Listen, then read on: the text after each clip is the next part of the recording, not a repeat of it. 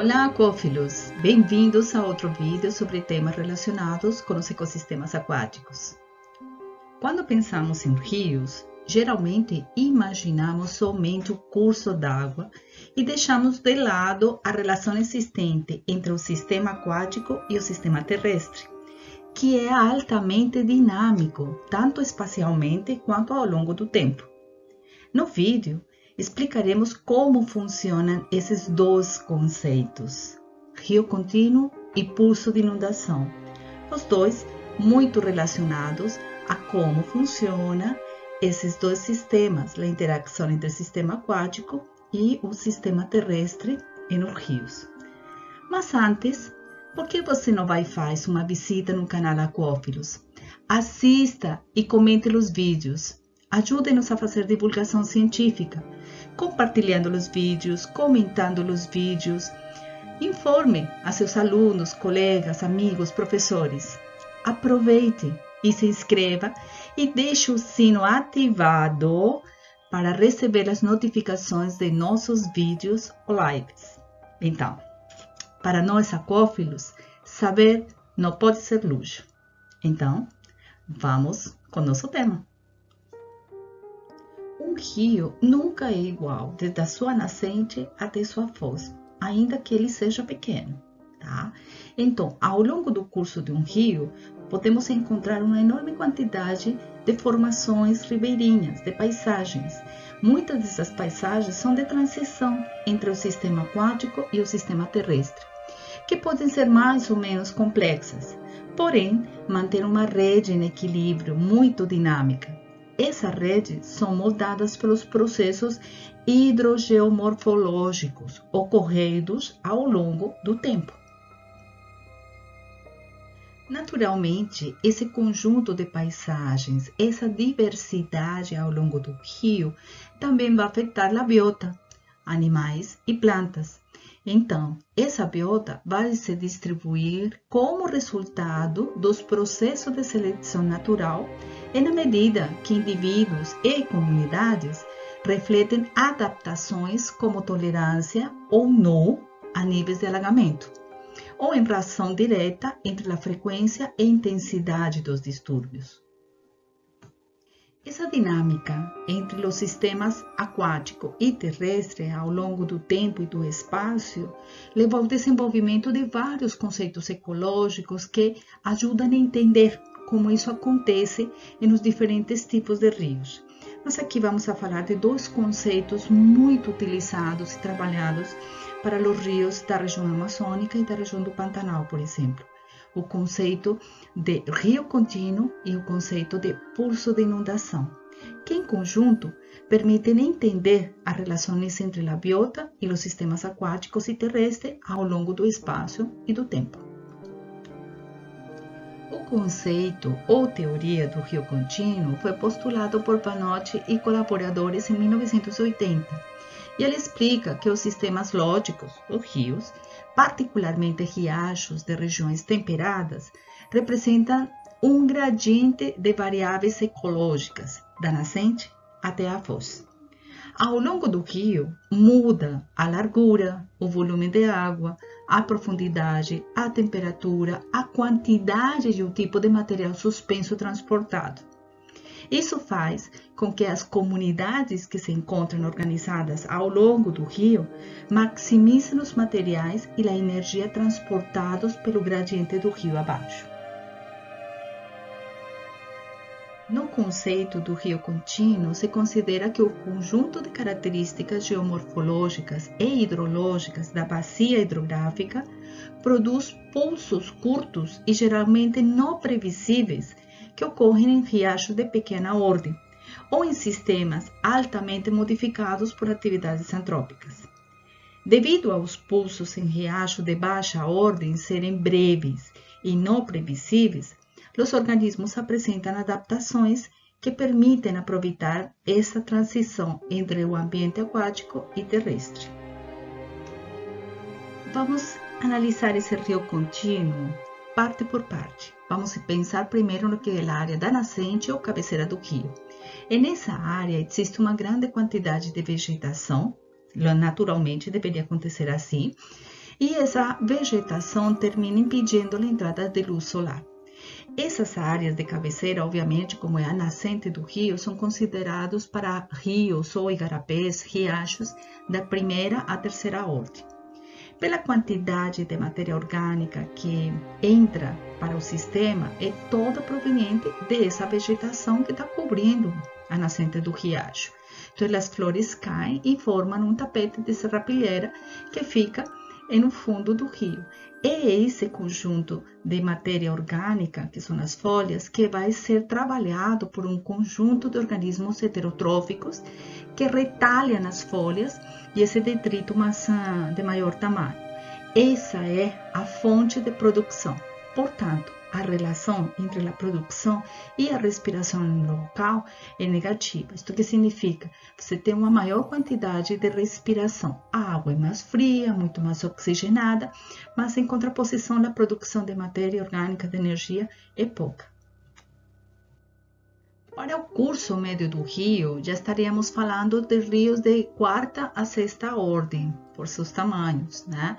São rios, obviamente, mais largos, tem maior penetração de luz, porque a vegetação da margem não consegue cobrir plenamente toda a água e então permite ainda assim a penetração de luz mais facilmente. Portanto, a produção primária já está representada em maior quantidade por algas e macrófitas. Tá?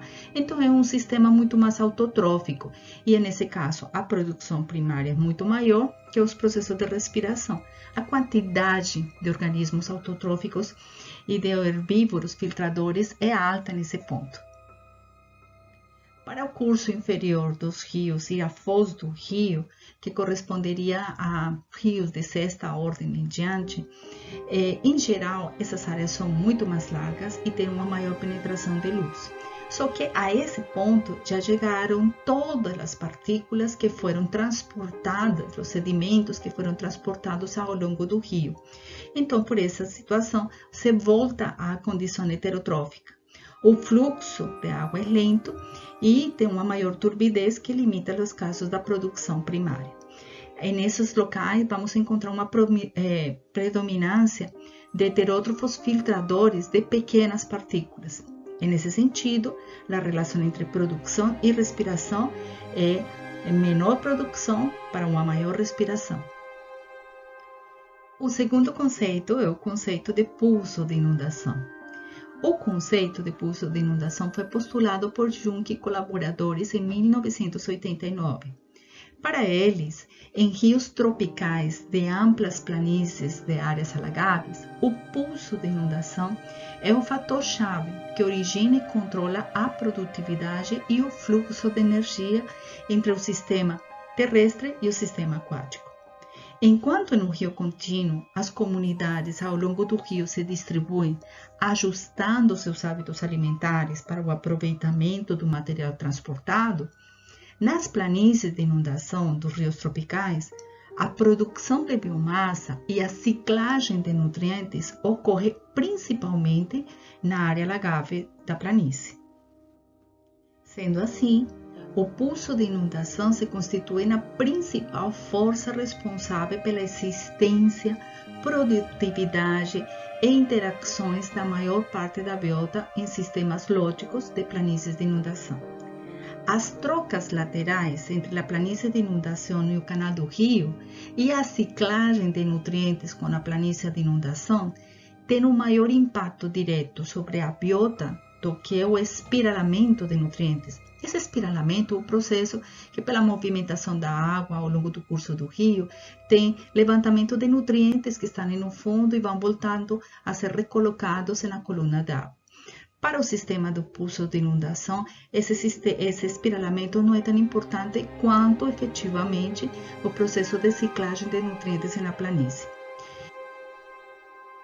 De fato, em rios com áreas de inundação, as características geomorfológicas e hidrológicas da bacia hidrográfica produzem os pulsos de inundação previsíveis e de longa duração. Observe no mapa a amplitude da planície de inundação do rio Amazonas, desde a foz do rio Madeira até a foz do rio Tapajós. A linha escura central corresponde ao canal principal do rio Amazonas. E o cinza claro corresponde à área da planície de inundação.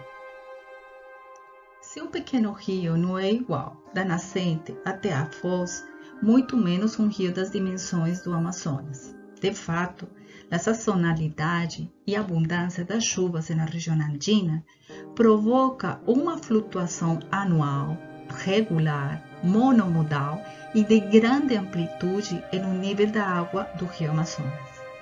Junque, em 1989, indicou que o aporte da chuva dos Andes, quando chega na Amazônia Central, levava a uma amplitude média anual da variação do nível da água que pode ultrapassar os 10 metros.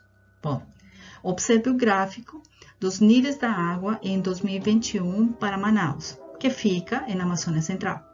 Considerando os valores da mediana entre seca e cheia para esse ano, a amplitude, que está marcada com linhas vermelhas, indica uma diferença de 10 metros, de 18 metros na seca para 28 metros na cheia. Isso corresponde a períodos de inundação de até 230 dias entre os extremos da seca e da cheia, que estão marcados com as setas vermelhas. E essa onda de vazão da inundação do rio Amazonas ocorre em função da escala da bacia e seu clima.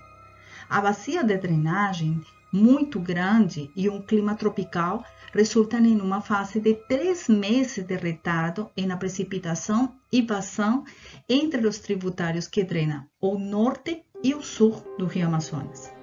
A água necessita de 2 a 3 meses para chegar da região pré-andina até Manaus, na região central.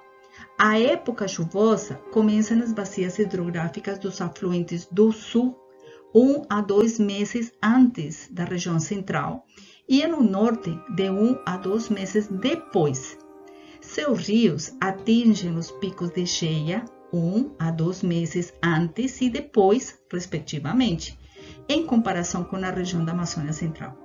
A diferença no espaço de tempo entre os picos de cheia dos grandes afluentes reduzem as flutuações no nível da água do rio Solimões Amazonas. E no baixo rio Amazonas, próximo a Santarém, a amplitude de cheia é somente a metade da região próxima a Manaus. Mas se o pulso de inundação está relacionado com as chuvas nos Andes e com o clima, então existe o efeito da zona de convergência intertropical e da zona de convergência do Atlântico Sul.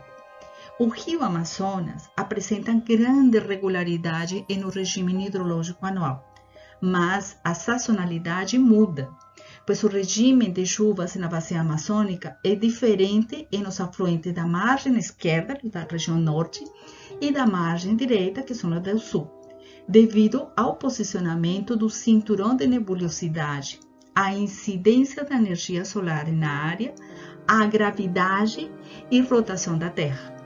A margem esquerda é influenciada principalmente pela zona de convergência intertropical e a margem direita pela zona de convergência do Atlântico Sul. A dinâmica da zona de convergência e a evapotranspiração da floresta amazônica formam as massas de umidade conhecidas como rios voadores. Verifique em nosso canal Aquófilos, onde tem um vídeo sobre os rios da Amazônia e entre esses falamos dos rios voadores. Bom, a zona de convergência do Atlântico Sul se forma nas áreas cobertas pela floresta amazônica a partir da convergência da umidade do Oceano Atlântico Norte, com a evapotranspiração da floresta local, e se desloca de noroeste para sudoeste, levando chuva para o sudeste e para o centro-oeste, influenciando também os afluentes da margem direita do rio Amazonas. O pulso de inundação e o relevo plano da bacia amazônica causam o transbordamento do canal principal do rio e a inundação de uma grande extensão da floresta amazônica, a planície de inundação amazônica. Essa planície de inundação é definida como sistema físico aberto, onde existe trânsito de matéria e energia, porque uma parte entra, outra parte sai, sendo as flutuações no nível da água uma importante função de força que dirige o funcionamento ecológico, hidrológico, físico, químico e biológico do sistema. Emitem dióxido de carbono e metano para a atmosfera e sustentam ecossistemas altamente diversos e uma indústria pesqueira produtiva. Vamos ver um pouquinho sobre a dinâmica do pulso? Vamos iniciar pela seca. Na seca, os lagos apresentam menor volume de água e pode ou não ter uma comunicação com o rio. E nesse caso, há uma grande quantidade de reciclagem de material sedimentado no lago, processos de recirculação desses nutrientes, e tem um alto aporte de nutrientes vindos da floresta de terra firme. Durante a enchente, o rio invade a planície de inundação, trazendo nutrientes dissolvidos e particulados. Um período de alta produção começa para os organismos aquáticos que estão nos lagos, por exemplo. Ali, uma parte dos nutrientes é incorporada à vegetação aquática e terrestre e entra nas redes alimentares das áreas inundáveis.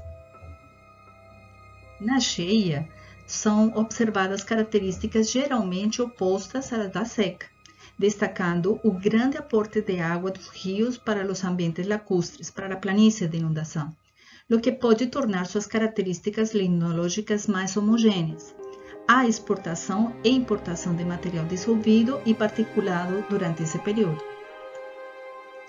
Durante a vazante, há exportação de material da planície de inundação que está inundada para o rio, quando se observa um segundo pico de produtividade aquática. Não sei se vocês perceberam, mas sempre que eu utilizei a expressão planícies de inundação, em momento algum utilizei dois termos muito conhecidos, várzea e igapó.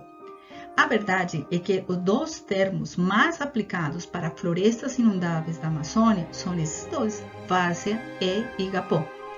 O uso dos termos pelos limnólogos tem sido totalmente diferente ao usado pelos botânicos. Na tabela que apresento, que é feita com base nas informações dadas por Prance em 1980, tem alguns exemplos desse uso dos termos várzea e igapó. Mas a tendência é considerar a definição inicial dada por Scioli em 1951, que é utilizando como critério o tipo de águas, considerando sempre a várzea, aquelas planícies de inundação que são alagadas por rios de água branca, como os rios Amazonas, Madeira, Içá, Japurá, que são rios que vêm da área dos Andes. E igapó para as áreas de planícies inundadas por águas de rios de água preta, como o caso do Rio Negro, e rios de águas claras, como o Rio Tapajós.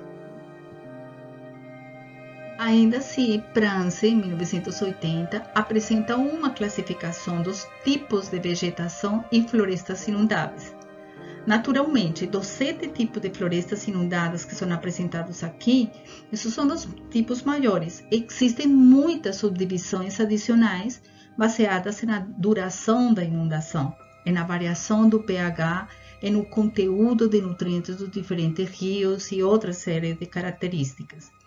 Algumas espécies de plantas são restritas a regiões de um tipo de água, enquanto que outras ocorrem na maioria dos tipos da floresta inundável. Em essência, podemos encontrar florestas periodicamente inundadas e florestas permanentemente inundadas. E aí vão ser utilizados os termos de várzea e igapó em função a essas características. Independente se o igapó e a várzea são sazonais ou permanentemente inundados, sempre são termos usados associados ao tipo de água que elas inundam. E agora possuem um status mais importante como zonas úmidas, e muitas delas foram declaradas sítios Ramsar. A bacia amazônica possui 30% de áreas de transição sujeitas ao alagamento e são reconhecidas como zonas úmidas. Elas possuem solos permanentemente ou periodicamente inundados por águas rasas ou possuem solos encharcados por águas doces, salobras ou salgadas. Essas regiões podem estar localizadas em áreas continentais ou costeiras, naturais ou artificiais, apresentando comunidades de plantas e animais adaptadas ao movimento de subida e descida das águas. Sem dúvida, o conceito de pulso de inundação é muito importante para o que são as zonas úmidas. Por isso, em 2011, Junque e colaboradores elaboraram uma classificação mais detalhada das áreas úmidas amazônicas com base no aspecto da hidrologia, isto é, do tipo de inundação, qualidade química da água e dos sedimentos e da vegetação tanto de árvores quanto de arbustos e de plantas herbáceas. Assim, as áreas úmidas naturais amazônicas foram divididas em dois grandes grupos: áreas úmidas com níveis de alagamento permanentes e áreas úmidas com níveis de alagamento que variam ao longo do ano. Esse último grupo foi subdividido em áreas sujeitas a pulsos monomodais, isto é, ao longo do ano só tem uma seca e uma cheia. Um segundo grupo, que seriam as áreas sujeitas a pulsos polimodais, 2 ou mais secas e cheias em um ano, e áreas sujeitas a pulsos de inundação imprevisíveis e de curta duração.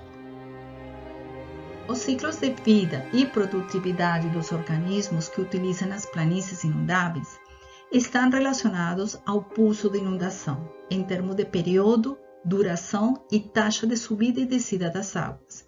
Isso se cumpre para qualquer organismo, planta, animal e comunidades humanas.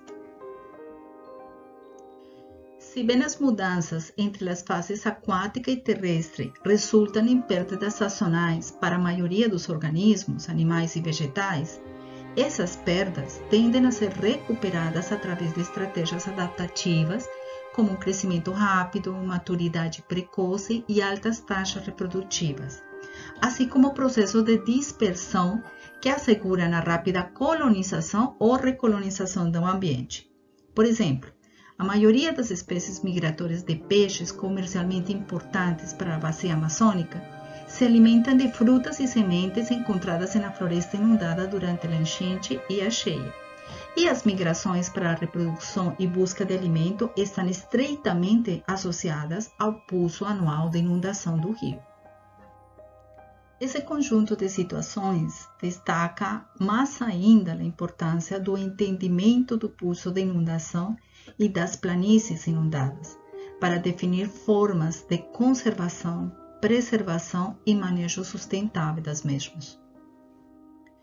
É um tema muito vasto, muito interessante, e se quer aprofundar, aqui deixamos estas referências.